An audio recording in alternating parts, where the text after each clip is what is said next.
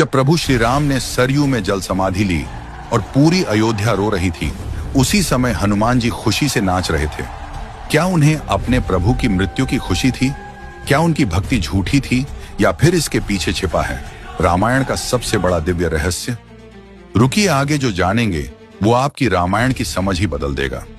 जब प्रभु श्री राम सरयू नदी में प्रवेश कर जल समाधि लेने जा रहे थे, पूरा अयोध्या रो रहा था।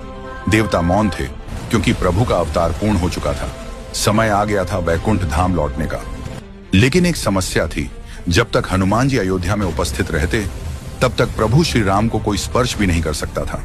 क्यों? क्योंकि हनुमान केवल भक्त नहीं थे, वे प्रभु के परम रक्षक, उनके दिव्य द्वारपाल थे। उनकी भक्ति इतनी प्रबल थी कि यमराज भी अयोध्या में प्रवेश करने का साहस न कर पाते। हनुमान जी कभी अपने प्रभु को जाने न देते। तब प्रभु श्री राम ने एक करुणामयी लीला रची। उन्होंने अपनी अंगूठी धीरे से महल की फर्श की एक सूक्ष्म दरार में गिरा दी और मुस्कुराकर बोले, हनुमान, मेरी अंगूठी इस दरार में गिर गई है, क्या तुम इसे खोज कर ला सकते हो? हनुमान जी तुरंत लघु रूप धारण कर उस दरार में प्रवेश कर गए। पर वह साधारण दरार नहीं थी, वह मार्ग सीधे पाताल लोक तक जाता था। वहां उनका सामना हुआ नागराज वासुकी से, और जो दृश्य उन्होंने देखा वह अद्भुत था। उनके सामने अंगूठियों का एक विशाल पर्वत था। हर अंगूठी पर राम अंकित था। हनुमान विस्मित रह गए। नागराज वासुकी मुस्कुराए और बोले, ये हर कल्प के राम की अंगूठियां हैं।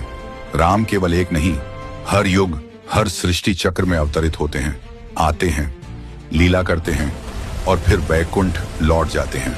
अवतार अनंत है, लीला अनंत है। उस क्षण हनुमान जी को दिव्य ज्ञान प्राप्त हुआ।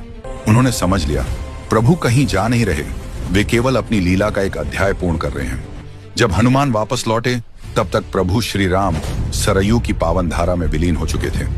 क्षण भर के लिए पृथ्वी मौन हो गई और तब हनुमान जी आनंद भाव में झूम उठे। यह शोक का नृत्य नहीं था, यह उस सत्य की अनुभूति का उत्सव था कि राम अमर हैं, राम अनंत हैं, राम कभी समाप्त नहीं होते।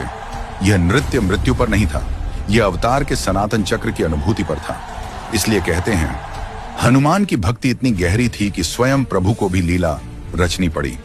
अगर आप भी हनुमान जी की इस अनंत भक्ति को प्रणाम करते हैं, कमेंट में लिखें जय हनुमान, और ऐसे ही दिव्य रहस्यों के लिए लाइक, शेयर और सब्सक्राइब जरूर करें। जय श्री राम।